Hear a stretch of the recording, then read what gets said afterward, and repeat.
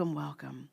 It's so beautiful to have a sanctuary where we can gather together at any time, but particularly in times like these where it's super turbulent waters out there, right? And we come together in this space to affirm the absolute truth. As my grandmother used to say, God has the final word, right? And I interpret that metaphysically as God is all there is, existing through each of us. And truly, God is at hand no matter the appearance. And so it's good to gather to remember that. Oh, my goodness. So, yeah, I feel like I built this whole month around a certain topic, and now it's like the things that are happening in the world are saying I need to be flexible. So let's see what happens here with the talk today.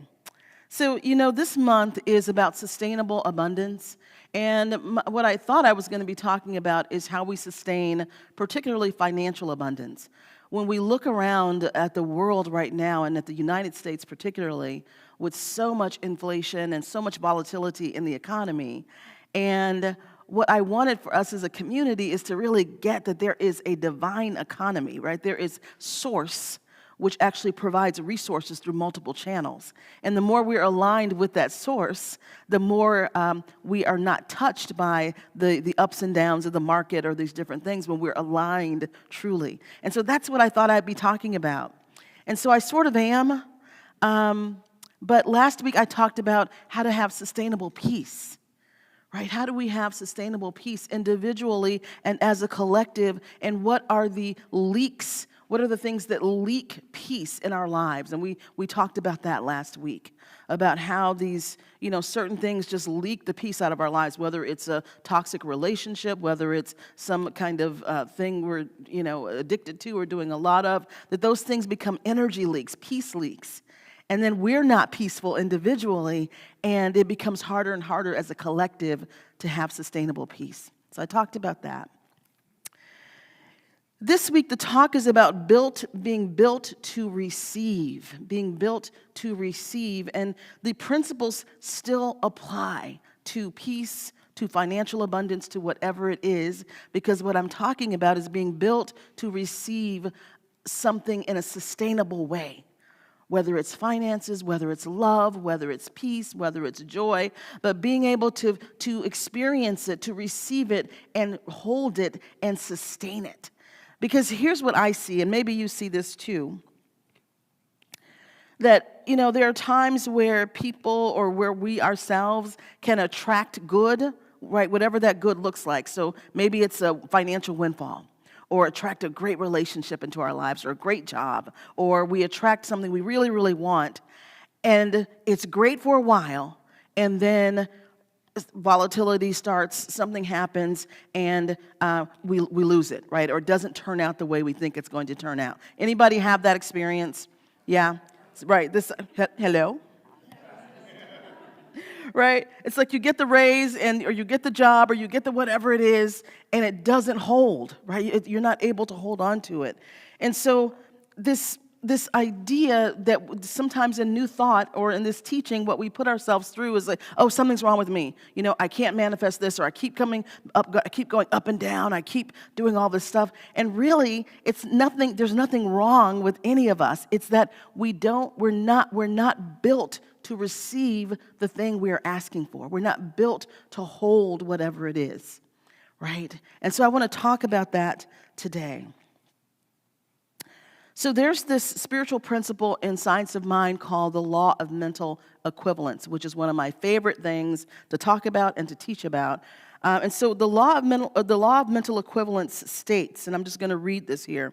It states that every physical condition, object, or experience is the outward manifestation of an inner subjective belief. So I'll say that again. Every physical condition, object, or experience is the outward manifestation of an inner subjective belief. Right? What is happening on the outside is what's happening on the inside. Whatever we see on the outside, there's a corresponding mental picture, mental concept, a consciousness for that thing. So if we're seeing violence and disruption in the world, then a collective of individuals are holding that as a mental construct, right? If we're seeing massive abundance in the world and joy and harmony, that's because we're holding a mental construct for that, individually and collectively, right? So that's what the law of mental equivalence is. And here's the beautiful thing about mental equivalence.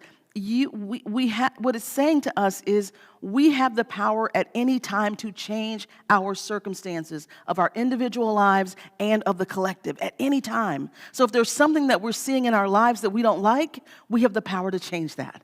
Right? We change, that's what the saying, change your thinking, change your life. Right? We change the inner subjective belief, we change that, and then the outer picture changes. And the same thing happens in the collective. And so here's the thing that I want us to get. Fundamentally, life is abundant. It is a spiritual principle. Life is abundant. Spirit is always saying yes. God is always saying yes, always giving of itself, always standing at the door and knocking. And it's up to us to open up, to be able to receive that which is being offered. And we only get what we're able to receive. Right? We only get what we're able to receive. So let's talk about how we can be better built to receive the things we truly want individually and in the collective. What did you say? Okay.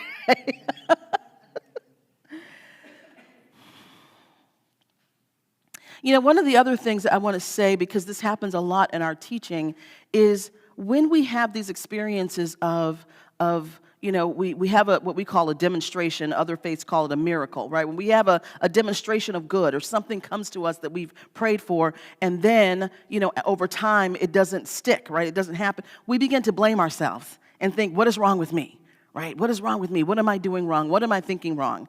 And that is a line of thinking that actually shrinks our ability to receive something, right? Because we're saying there's something wrong with me.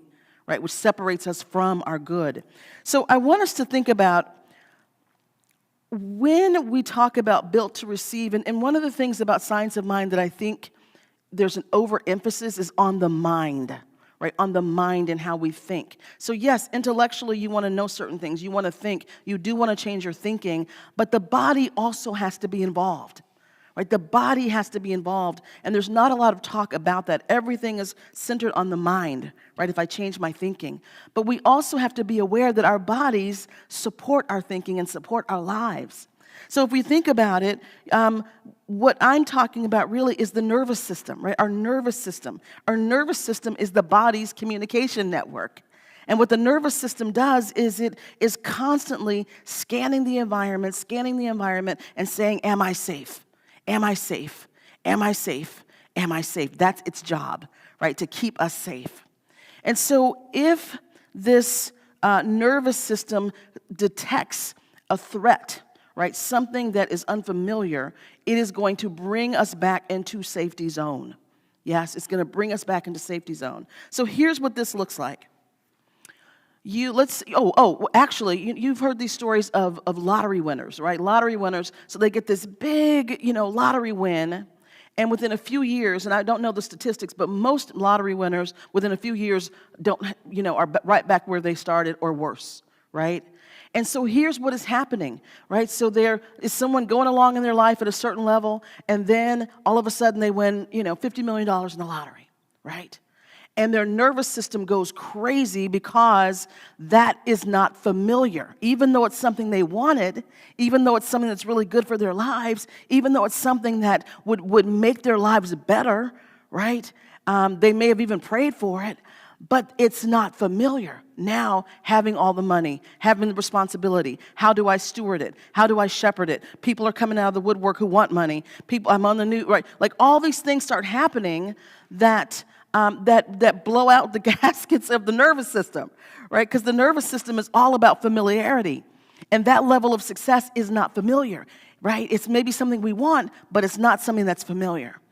And so what happens is the nervous system, in trying to get itself regulated, trying to get back into the safety zone, then sabotage begins to happen. So, chaos erupts, or addiction erupts, or giving away money willy-nilly, or being a poor steward of money, or purchasing a lot of stuff and not handling or stewarding the money in a sustainable way. All of that happens, and the individual finds themselves right back where they are, right? Back in, it's really uncomfortable, I don't have enough money, but this is really familiar. And my nervous system is like, we're good. Yeah? That's what happens. That's what happens, right? So I think that, I really wonder, and I'm going to just float something out here with you all. I really wonder, like, when I think about the collective, right? When I think right now about the collective experience we're having, and the constant, like, we end up in these conflicts and these wars, and I really wonder if it's like our collective nervous system gets bored when there's a long period of peace, right? Because, think about it. Like, have you ever met someone, or maybe you've been this person, who's used to, a lot of drama and toxic relationships? Anybody been through that phase? Yeah? Okay, yeah. And so, when you're in that phase of, you're getting dopamine hits all the time because there's always some drama and there's always toxic stuff happening and all this crazy stuff is happening. And if you do your work, either go to therapy or whatever it is you need to do, right? You do your work and go, wait a second, I can be in a healthy relationship with someone who I can interact with, who's calm and positive and supportive and loving and all those things. Initially, it feels boring. Right? Initially, it's like, the thrill is gone, right? It's like, what is happening? Yeah? Because it feels boring, because we have to get used to, our nervous system has to get used to that level of peace and calm and harmony, even in our individual relationships, if we're used to a lot of drama. Yeah, y'all know what I'm talking about? Yeah? And so there's this part of me that wonders, collectively, is that part of what's happening collectively? Like, things are going too great, right? Economy's too good, lots of jobs, it's too peaceful, and we just have to have something going on. So now we're all in this constant dopamine of the news and the news and the news and the news and the news. Yeah? So I just feel, I just have this wondering about that, right? Because I know what happens on the individual level, and so I suspect there's a collective where that is very, very familiar, right? It might be uncomfortable, but it's very familiar, right? And so how do we then move beyond the crazy, right? How do we move beyond the crazy? And the thing is, we have to be willing to do it in our own lives. Right? We have to be willing to do it in our own lives. So really thinking about for yourself, what can I do to better receive the good that I say I really want in my life? Right? What can I do to better receive that? How can I be awake when the self-sabotage wants to peek its head out and destroy something, right? Or interrupt something? Right? How can I be better aware of that? And so one of the things in working with the brain, right, in neuroscience, what neuroscience proves is what the ancients knew, is one of the few ways that we can really rewire our brains and rewire our bodies is through repetition, right? Repetition of an action that is whole and positive and aligned with something greater, right? So it's really about beginning to do our spiritual work at a deeper, and more consistent level. Yes, it's not enough to just sit down for 10 minutes and meditate sometimes. Sometimes we need to spend more time in silence, spend more time in quiet, spend more time in the practice of the experience we say we want, right? So let's say if money is your thing that's up right now, right? And so let's just say that you begin to, in your meditation, in your spiritual practice, you begin to sense and feel, what does it really feel like in my body to hold great wealth, right? Or to hold great abundance. and to have it consistently supporting me. To be held up, buoyed up by the finances in my life. What does that feel like? Right? What does it feel like in my body to have an abundance of love and community and support? To be surrounded by people who love me and respect me and hold me up and support me, who I enjoy being with and interacting with and playing with, right?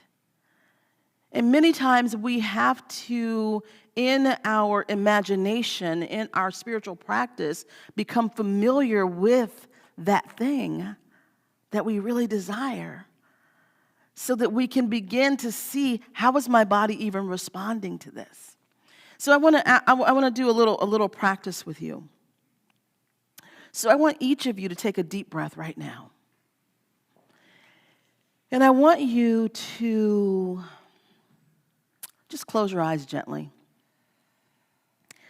And keep breathing deeply. And I want you to think about, allow it to surface in your awareness, something that you truly desire that also is a little frightening.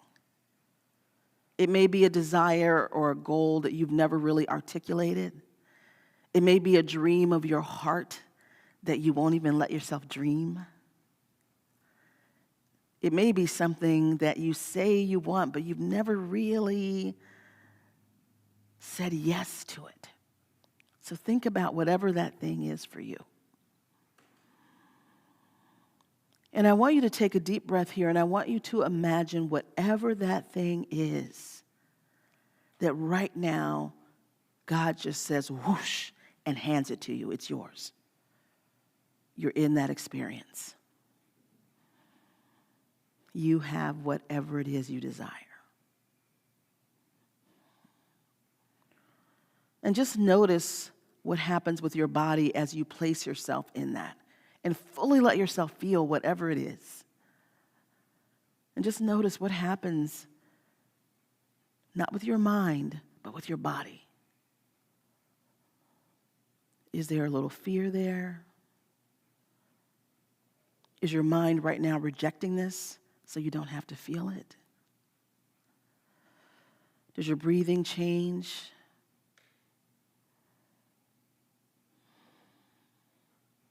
Butterflies in the belly. And so just notice all the feelings, the tingling, whatever it is. And now take a deep, deep breath and just imagine yourself fully in that experience, and you are completely filled with joy and ease, that you are confident in that experience, that you are saturated with that experience. And so maybe it's standing on a bigger stage. Maybe it's having greater financial wealth and capacity. Maybe it's a promotion, or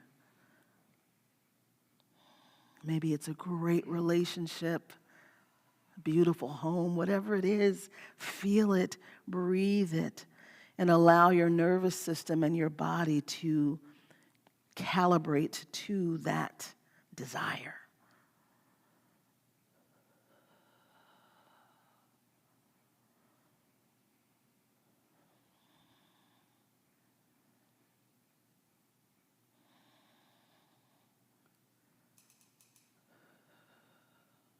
And when that desire feels perfectly normal in your body's at ease, open your eyes.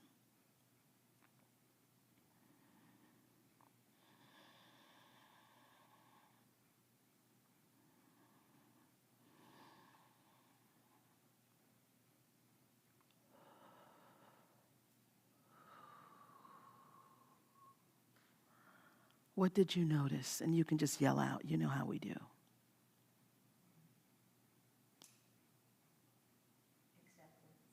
Acceptance. Peace. More readiness, openness. Love.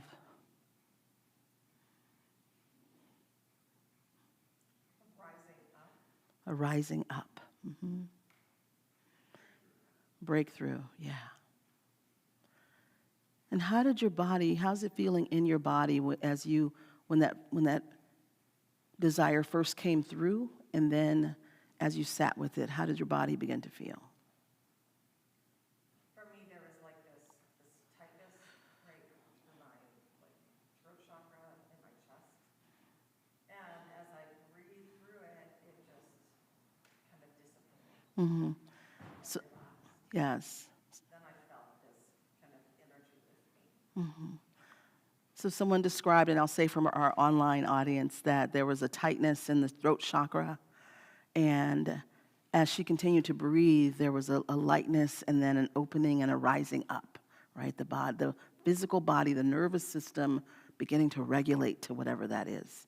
Anybody else notice anything? I felt embraced. You felt embraced. Yeah. You felt relaxed and expanded. Yeah. Yeah. So this is the kind of work to get ourselves prepared for the things that we want in our lives individually and as a collective. We can have sustained periods of peace. We can have sustained abundance and financial ease.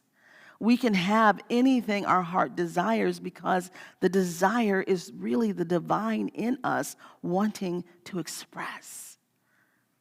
The desire is the divine urge wanting to express, right? It is the divine intelligence that created us, that breathed us into existence, is saying, I want to express this way through you. I made you for this. I made you for this thing you desire. And our nervous system in our brain that's supposed to keep us safe says, no, we don't know what that is, right? It's too big, we don't know what that is, it's unfamiliar. And it shuts everything down, right? And that is why it's hard to sustain. But now that we know, we can begin to practice, right? To practice our nervous system and our bodies being ready for this thing. The last thing I'll say, and then I'll mention this more next week, is our nervous systems are also rooted in our identity, like who we believe we are, who we say we are, the stories we tell about ourselves, right? So if we have a story about ourselves and our identity is, well, I'm not good with money, I don't know how to handle it, then when you get lots of money, your nervous system is going to go, whoa, we're in danger because we don't know how to do this because that's not who we are, right? And it messes it up, right? Or the story you're telling or identity is, well, I'm not good at relationships. So you get a great relationship or great possibility, and the nervous system freaks out because it's not familiar. Danger. I'm not good at this. We don't do this. This is not who we are. So it sabotages it, right? And so we'll talk more about this through the rest of this month because these are very important components that I think deepen our experience of our spiritual path. Because we have spirit, mind, and body. All of that has to work together to manifest or reveal our good and then sustain it. It can't just be your mind, but then your actions and your body's doing something else, right? It can't just be you're all up in the spiritual world, but you're not living here. And it can't just be physical action. You're just hustling and grinding, right? Hustle, grind, not making a difference. All three of those things have to work together to actually have us sustain the good that God is always saying, well, here's more. Right? But our instrument has to be able to hold it. Yeah? Are y'all following what I'm saying? Yeah? So when we take this out to the collective,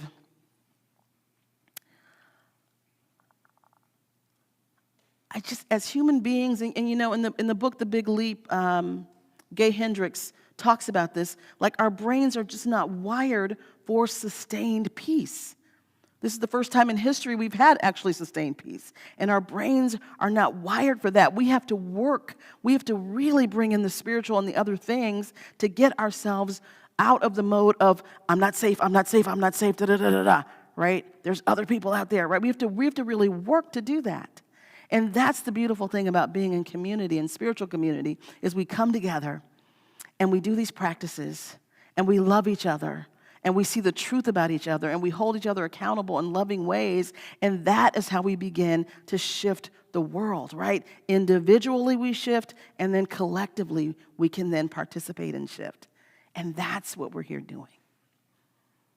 I'm glad y'all are here, and I'm so glad to be here. And I love you. So thank you so much. Let's turn within for prayer, shall we?